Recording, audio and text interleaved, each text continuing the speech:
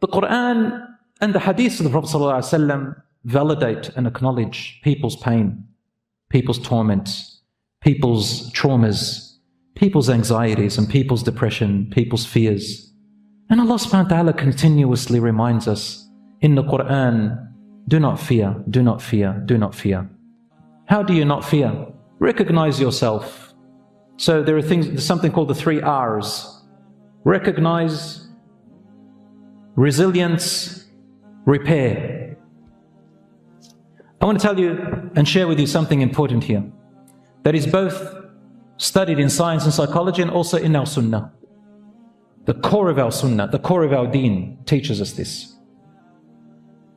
How do you become strong after calamities, after adversities?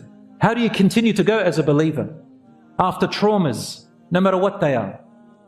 You recognize, you learn resilience, and then you repair. It starts physically in your brain.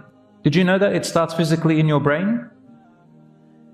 Meaning, Islam has come to teach us through the stories of the prophets that although we are not like the prophets, we can learn from the prophets.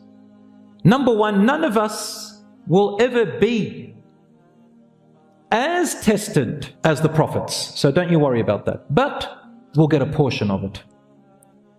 So the first thing we learn is to recognize that whatever has happened to you, whatever traumas, whatever environment, whatever background you have, whatever grief you went through, you do not need to define yourself by that experience. You are not that person unless you define yourself that way. Meaning, if I went through grief, I can say to myself, I am destined to remain sad for the rest of my life. But you see, the one who said that is me. If I've been through traumatic experiences, I can sit there blaming the trauma all my life and stay where I am.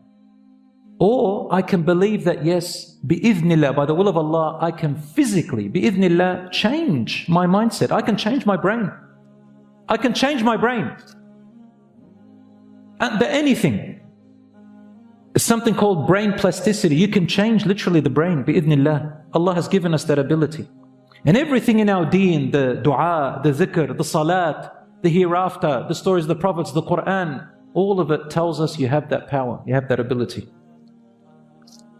Recognize that you can literally change the neurons and pathways in your brain by slowly training them to do so. First of all, recognize your triggers. What's triggering me? Number 1, number 2, number 3, number 4. Like, do I have to be that way? La. Let me go and recognize. What does Allah teach me in the Qur'an? He tells me you are important. He tells me you have a purpose. The fact that you're still breathing, meaning you still have a need in this world. What is it? Hone into the blessings that Allah has given you. What skills do you have? Even if it's as small as a word that you can say. Even if it's as small as a little pamphlet that you wrote. Of course, make sure you know what you're writing and get advice, not just haphazardly. Something small. Wallahi, Allah subhanahu wa ta'ala doesn't look at the outcome, He looks at your effort.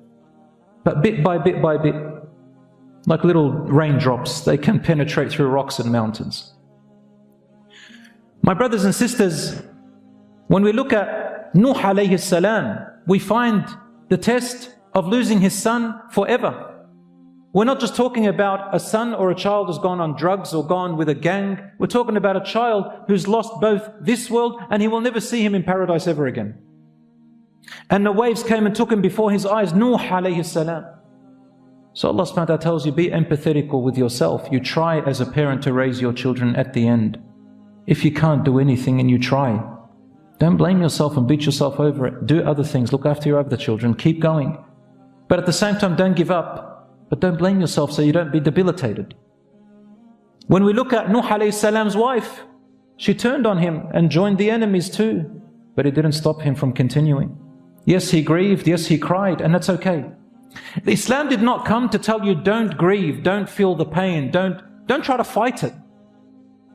But try to add with things that you can do. Why should you deny yourself happiness on the other side? Action that you can put forward to be productive in other ways. It doesn't stop you from doing that. Recognize your triggers and remember that Ibrahim alayhi salam went through trouble with his own father, who told him, get out of my house, and if you stay here I will stone you to death. لَأَرْجُمَنَّكَ, I will stone you to death. وَاهْجُرْنِي مَلِيًّا, get out. He disowned him onto the streets. But Ibrahim alayhi salam did not let the fact that he carries his father's genetics, or that he was born from a mother and father who had this attitude, he did not let that define him. He didn't sit there saying, because my father is like that, I'm going to be like that, I'm doomed. No. He took control of himself and he said, Ya abati, ya abati, ya abati, my dear father, my dear father, my dear father. He would not be like his father. And his words proved it. And in the end, even when he exiled and told him, get out, he said, Sa'astaghfiru laka rabbi. I'm going to ask Allah to pardon you, Dad. And then he said, Inni dhahibun ila rabbi sayahdeen. I'm going to go to my Lord, He will guide me. And I've never been unblessed in my dua to my Lord. He recognized who else is there for him. Allah will never leave you. So do not define yourself with your past traumas. You can change it, inshallah. When we look at Asiya, the wife of Pharaoh, she did not sit there saying, you know, that's it, the entire kingdom is against me. She smiled under torture and said, oh my Lord, build for me a house for you. She lost everything, so she gave it up. She said, oh Allah, build for me a house. There's still hope, inshallah.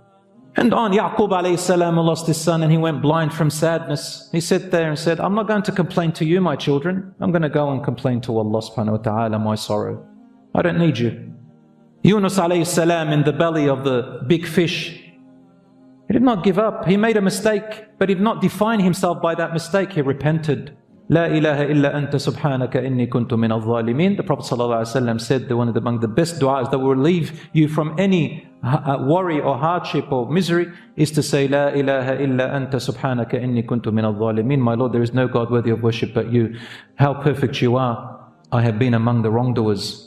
Until Allah saved, and He says, وَكَذَلِكَ نُنْجِي الْمُؤْمِنِينَ. And whoever says this word, believing in it and having conviction in it, we will also treat them in this same way by doing what?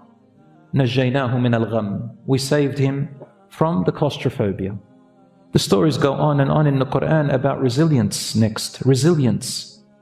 You can, insha'Allah ta'ala, change with little bits and pieces of actions. Exercise, changing the mindset, reading from the Qur'an and trying to learn from the prophets and the direction that Allah subhanahu wa ta'ala told you, having a support network, having people who can share with you optimism and so on. All of this, inshaAllah, can help you along the way. Have you ever sat with a friend where you were speaking your worries and that friend said a couple of words and you go, I never thought of it that way? Sometimes Allah subhanahu wa ta'ala brings you that help. My brothers and sisters, dua is very important, and a lot of people think that dua is only for asking Allah for things. And Allah kindly and gently tells us in the Qur'an, and when man goes through some adversity, He calls upon us night and day, and whether he's standing or sitting and crying with all his heart, and when we take away the harm away from him, he forgets that He ever called us. He forgets that He ever made dua to us. Allah subhanahu wa ta'ala is gently telling you, why do you forget? As if yesterday He wasn't calling upon us. Remember Allah also in ease. Dua is also talking to Allah. You have someone that you can sit in the night and say, my Lord Allah, my Lord Allah. Wallahi, it has a huge difference. Slowly but surely, the brain starts to change. Then you repair bi'idhnillah. Well, that's what Islam came. And then it came to tell you there's hope. You can change. Sometimes we fear the future.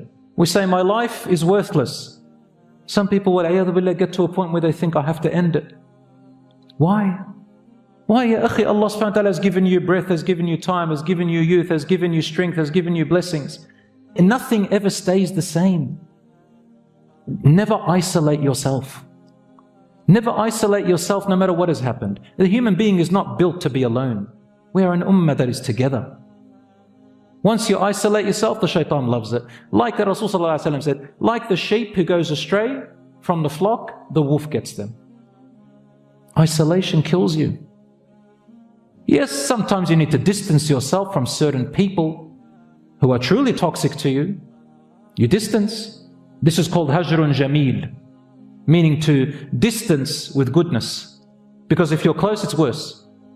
But choose and see which people you can sit with and be connected with, even if it's closer half of the way, who can benefit you, inshaAllah.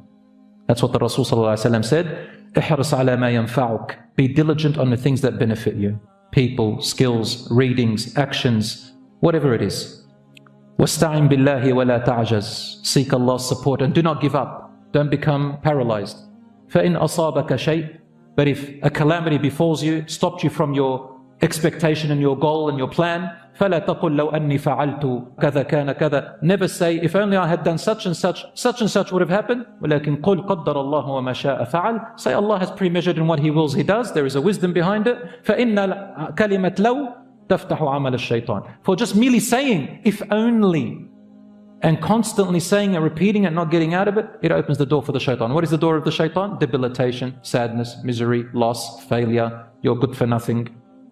For my brothers and sisters, remember your value to Allah subhanahu wa ta'ala.